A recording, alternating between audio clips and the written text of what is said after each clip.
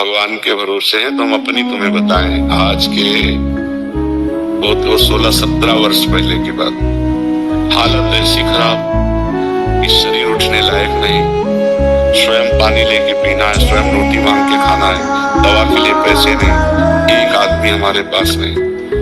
तो सैमसी है जहाँ गुरु आश्रम पहले था, बच्चापन से जहाँ जुड़े थे, वहाँ के लोगों को जब पता चला तो गाड़ी भर कर लोग आए।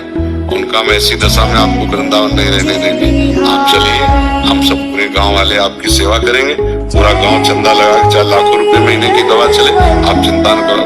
नहीं, हम मरने वाले हैं तो प्रभु के लिए, हम जिए तो प्रभु के लिए, ये नहीं कि हम धाम छोड़ दें, अपना निष्ठा छोड़ दें। आप लोग जाइए, आप हम बहुत बहुत धन्यवाद देते हैं कि आपने सहानुभूति दिखाई, और जब वो गए तो निश्चय किया मुझे मरना है। ये हम अंदर की बात करते हैं, मुझे मरना है लेकिन भगवान के लिए मरना है। अब मैं धाम नहीं छोड़ूंगा, और निष्ठा पूर्वक भगवान बदल गया। देख लो अब, ये वो व्यक्ति है जिसको मांगने से रोटी भर पेट नहीं मिलेगी। आज 500 आदमियों का बाल भोग बनता है, 500 आदमियों का राजभोग बनता है, 500 आदमियों का शयन भोग बनता है। हमें अपने मालिक पर विश्वास रखना चाहिए, उसका वैभव कितना बड़ा है। उसका देखो, आज एक बच्चा हमें पानी पिलाता है तो दूसरा बच्चा हमारा मुंह पोंछता है। सैकड़ों बच्चे, ये सब नौकरी पेशा वाले, सब सरकारी नौकरियां छोड़कर हमारी सेवा में हैं, और एक दूसरे से होड़ लगी रहती है, यार तुम सेवा तो कल की ज्यादा की आज मैं करूंगा। आप विचार, अपना बाप का पैदा किया हुआ बेटा भी सेवा करना नहीं चाहता अपने बाप की, और ये अन्य बाप से पैदा हुए और ये सेवा कर रहे, हमारे लिए जीवन हमको दे दिए। कौन है?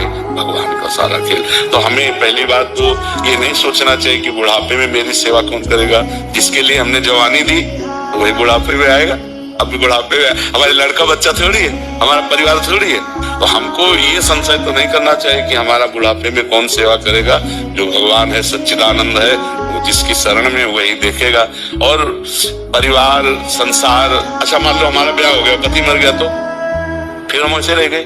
अगर हमारे भाग्य में दुख लिखा है तो हम चाहे जितना प्रयास कर लें हमें दुख ही मिलेगा, और अगर सुख लिखा है तो हमारे भाग्य में तो सुख ही लिखा है।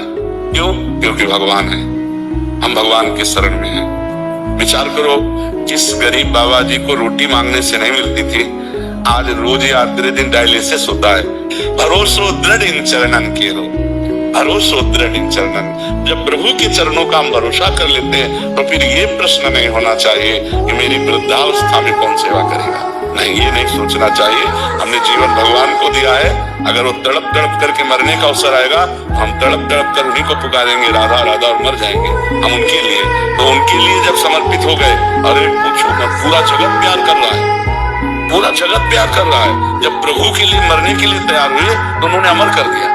सब रूपों में हमारे भगवान आकर हमें प्यार करते हैं, तो हमें विश्वास दृढ़ रखना चाहिए अपने भगवान पर। ये हमने देखा कि जब हमारी आवश्यकता पड़ी तो मेरे भगवान ने ऐसा विशाल स्वरूप कर दिया, पूछो मत। तो भरोसा दृढ़ इन चरणन केरो, यदि भगवान का भरोसा है तो पक्का समझो उनका ऐसे बदलने में देर नहीं लगती। भगवान का भरोसा दृढ़ रखना चाहिए, वो आर पार का निर्वाह करने वाले वही हैं। तो विश्वास करो, वो अपने जनों की सेवा विविध रूपों में आके कर जाता है।